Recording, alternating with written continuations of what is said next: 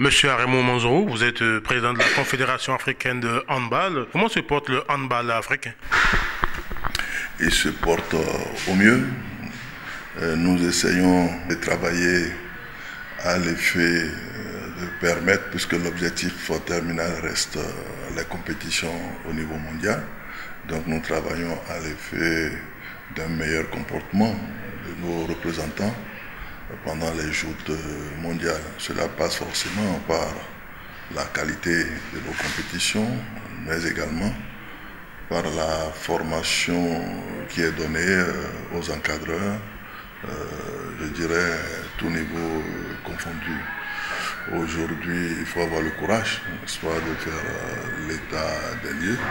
S'il y a des pays qui se distinguent de façon, je dirais, continue, tels que l'Égypte, la Tunisie et l'Angola, l'évolution dans les autres pays reste en dents de scie et cela interpelle les acteurs à différents niveaux, que cela soit au plan continental, mais également au plan national. Des concertations sont organisées régulièrement pour que nous puissions, je dirais, trouver les solutions idoines pour permettre à ces pays qui ont, je dirais, échappé aux compétitions mondiales de retrouver leur place sur l'échiquier international. Vous parlez de trouver des solutions pour que ces pays reviennent au top. Est-ce que parmi ces solutions figure la CAN B? Ben voilà, je donne un exemple tout bête. C'est ce que nous savons du grand pays d'à côté, du grand pays de l'Est. Je vais citer le Nigeria qui, disons, est reconnu comme une grande nation sportive, toutes disciplines confondues, et au niveau du handball également, qui a fait parler de lui. Mais aujourd'hui, le Nigeria occupe une mauvaise position sur l'échiquier continental et pire au plan mondial. Donc il faut bien évidemment trouver, je dirais, des solutions adéquates. Il y a certains pays du même genre, tels que la Côte d'Ivoire dans la version féminine, le Sénégal dans la version masculine. Je dirais que nous sommes en concertation avec le président de la Fédération internationale de handball qui reste sensible à notre démarche. Le prochain rendez-vous, si son calendrier le permettait, sera pour le mois de mai ou juin pour qu'on puisse convenir d'un plan spécifique pour ces pays qui méritent de revenir sur l'échiquier international. Par rapport à la question que vous évoquez, vous savez que le continent, je vais parler du handball, dispose de 53 pays membres et que le niveau reste hétérogène. Nous avons trois groupes de niveau. La stratification présente une élite composée de peu de pays. La grande masse se situe au milieu et puis la base est formée des pays qui découvrent ou pratiquent peu la discipline. Nous essayons de trouver des compétitions à chaque niveau de pratique. Aujourd'hui, je pense qu'il faut également créer la passerelle entre ces niveaux préétablis pour que les gens puissent se mettre au travail pour passer d'un niveau donné au niveau le plus élevé. La CAN B à laquelle vous faites allusion rentre, je dirais, dans cette stratégie. Vous savez que notre compétition la plus prestigieuse reste la CAN et que nous allons très bientôt la baptiser la CAN A parce que nous envisageons une compétition du même genre pour les pays en voie de développement pour vivre l'ambiance de la CAN. Le plateau ou le produit que nous présentons à la CAN A est si important pour nous qu'on ne peut pas permettre, n'est-ce pas, à toutes les équipes d'y accéder. Il faut un tamis. Donc cette CAN B constitue un tamis.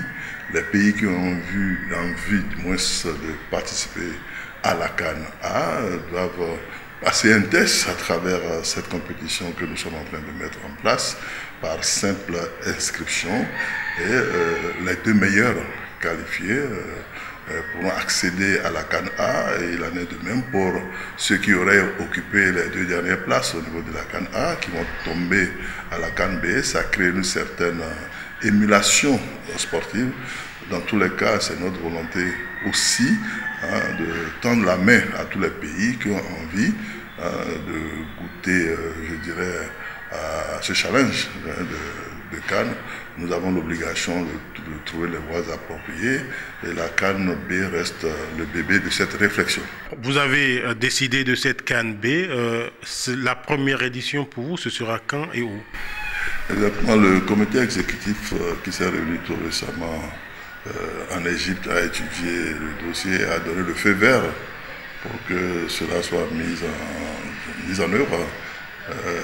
La première édition de cette CAN B va se dérouler l'année prochaine, donc les années impaires, pour que cela reste qualificatif, enfin que cet événement reste qualificatif à la CAN A qui se déroule pendant les années paires. Donc la première édition va se dérouler au mois de juillet. Le prochain, nous allons faire un appel à candidature. Les pays qui sont intéressés vont s'inscrire et nous ferons les visites. Nous allons organiser les visites d'inspection, découvrir ou constater si ces pays répondent au cahier de charge. Nous leur donnerons l'occasion, n'est-ce pas, d'organiser cet événement pour que, franchement, on puisse permettre à toutes les nations en voie de développement, à toutes les nations qui progressent, de profiter de ce plateau pour accéder à la CAN A. Dites-nous, quels sont les critères qu'il faut respecter pour avoir cette CAN? Qu'est-ce qui manque au Bénin aujourd'hui si le Bénin veut organiser cette CAN B? Écoutez, pour organiser un événement statutaire de la Confédération africaine de handball, il y a d'abord, je dirais, les sites ou les sites d'accueil, je dirais, à savoir les hôtels, à savoir les salles. Et en fonction du nombre d'équipes mobilisées, il faut agir forcément, n'est-ce pas, sur le nombre de salles pour que cela se passe selon les prescriptions de la Fédération internationale de handball. Autant d'éléments, n'est-ce pas, qui pour nous sont très importants. Et puis un facteur non moins négligeable, c'est, je dirais, le volet média qui appelle forcément une mobilisation très forte du public, parce que c'est des éléments aujourd'hui très importants pour montrer, je dirais, la vitalité de la discipline. Je ne doute pas, en tout cas, de cela en ce qui concerne le Bénin. Les gens aiment bien le sport au Bénin, ils aiment bien le handball. Je pense que c'est les autres aspects plutôt qu'il faut vérifier pour se rendre compte, n'est-ce pas, de la capacité du Bénin à abriter un événement statutaire de la Confédération africaine de handball. Selon le classement actuel, le Bénin devait être la 9e meilleure nation sur le continent en termes de handball féminin. Donc, logiquement qualifié pour la prochaine CAN. Je demande à l'ancien président de la Fédération béninoise de handball, est-ce que si vous avez à conseiller à la fédération en place, est-ce que ce serait bien qu'elle engage les jeunes filles béninoises dans cette compétition? Écoutez, cela relève de la compétence exclusive des acteurs béninois dont je suis un produit. Il faut mener la réflexion. Participer à un événement sportif, c'est une chose, mais préparer cette participation reste une autre chose. Participer plus précisément à une CAN A, dans la version féminine, en l'état, je dis les femmes ont plus de chances, n'est-ce pas, que les hommes, parce que le niveau chez les hommes est plus élevé, le niveau, n'est-ce pas, chez les dames. Il faut bien évidemment prendre les dispositions à temps. Nous sommes au mois d'avril, l'événement doit se dérouler au mois de décembre. Cela suppose que l'ossature de l'équipe est connue, il ne faut pas accélérer. Cela suppose que l'encadrement est défini, n'est-ce pas, et qu'il faut forcément renforcer l'équipe technique. Cela suppose qu'on a un plan de travail qui puisse permettre, n'est-ce pas, à cette équipe de frotter avec plusieurs autres équipes pour élever leur niveau, et que la préparation, ne peut pas se limiter au plan local.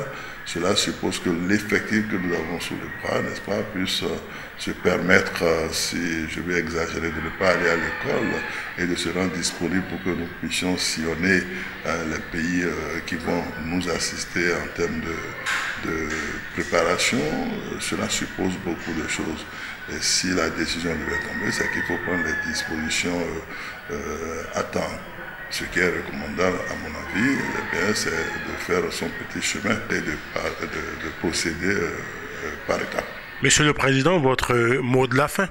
Je voudrais tout simplement continuer de remercier les autorités béninoises pour l'attention marquée au mouvement sportif de façon générale. Féliciter et encourager les acteurs béninois pour dire que je comprends parfois leur amertume.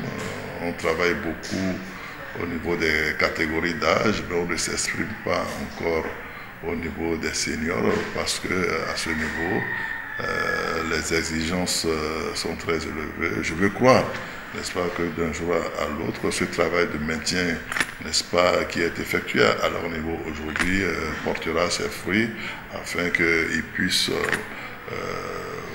assurer ou voir, je dirais, nos équipes seniors participer à des événements internationaux.